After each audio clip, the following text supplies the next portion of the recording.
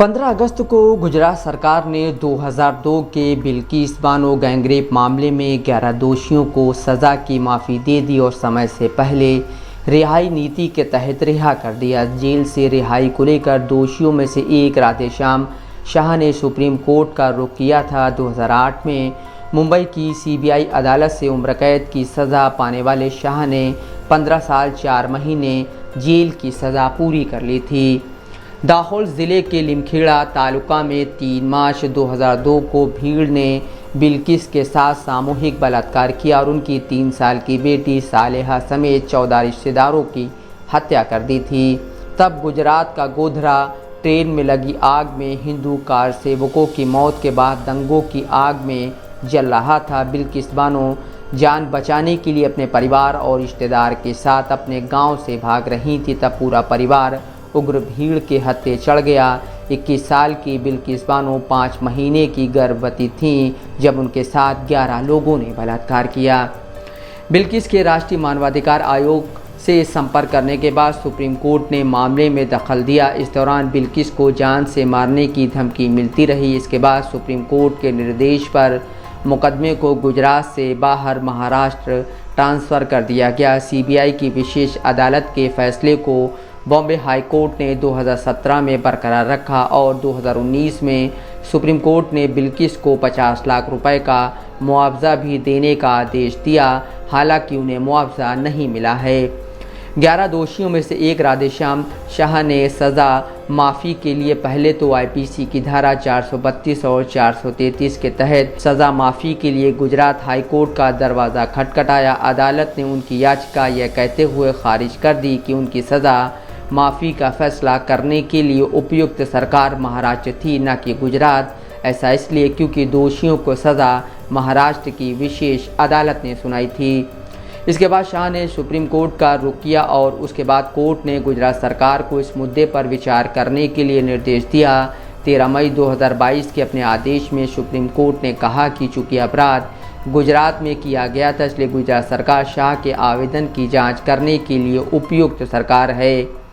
गुजरात सरकार ने सज़ा माफ़ी के लिए पैनल का गठन किया और पैनल ने 11 दोषियों की सज़ा माफ़ी पर सर्वसम्मति से सहमति दी। कानून के जानकार गंभीर अपराध के मामले में एक साथ 11 दोषियों की रिहाई पर हैरानी जता रहे हैं और सवाल कर रहे हैं कि एक सज़ा याफ्ता की याचिका पर राज्य सरकार सभी 11 लोगों को कैसे रिहा कर सकती है।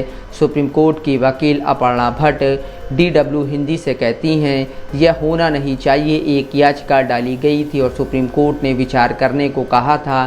क्या कारण है कि एक दोषी की याचिका पर सभी को रिहा कर दिया गया। भट्ट सवाल करती हैं कि किस नीति के तहत किस तरह से रिहाई हुई और रिहा करने के लिए किन कारकों को विचार में लाया गया। वह कहती हैं, ये एक गंभीर मामला है, यहाँ पीड़िता का विचार नहीं लिया गया है। उन्होंने इंसाफ पाने के लिए लंबी कानूनी लड़ाई लड़ी है।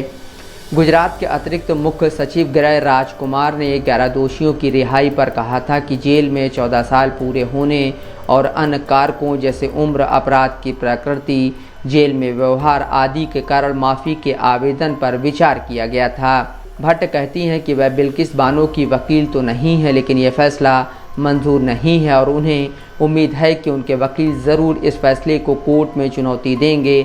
भट्ट का कहना है कि भारतीय संविधान के अनुच्छेद 136 के तहत बिल्किस बानो अपने वकील के ज़रिए इस आदेश को चुनौती दे सकती हैं। अनुच्छेद 136 के मुताबिक सुप्रीम कोर्ट अपने विवेकानुसार देश के किसी भी कोर्ट द्वारा किसी आदेश या निर्णय के खिलाफ अपील करने की विशेष अनुमति देता है।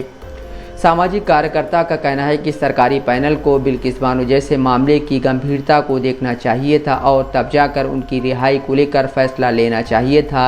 बिल्किस बानो के मामले में दोषियों की रिहाई को लेकर विपक्ष भी हमलावर हो गया है।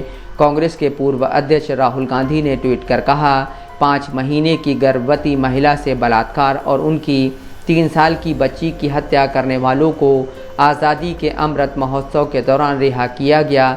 नारी शक्ति की झूठी बातें करने वाले देश की महिलाओं को क्या संदेश दे रहे हैं प्रधानमंत्री जी। पूरा देश आपकी कथनी और करनी में अंतर देख रहा है। राहुल गांधी का इशारा प्रधानमंत्री नरेंद्र मोदी के 15 अगस्त वाले उस भाषण की ओर था, जहां उन्होंने नारी के सम्मान और नारी शक्ति की बातें कही थी। मोदी ने अपने भाषण में कहा था, महिलाएं देश के विकास के लिए महत्वपूर्ण स्तंभ हैं, हमें उनका सम्मान करना चाहिए। बिल्किस बानो मामले के दोषियों की जब गोधरा जेल से रिहाई हुई तो उन्हें मिठाई खिलाई गई और उनका माला पहनाकर स्वागत किया गया था।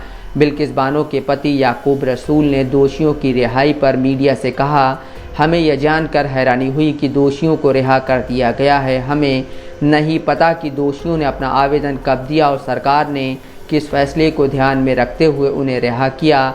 हमें कभी किसी तरह का नोटिस नहीं मिला। Bureau report, Dastak live news.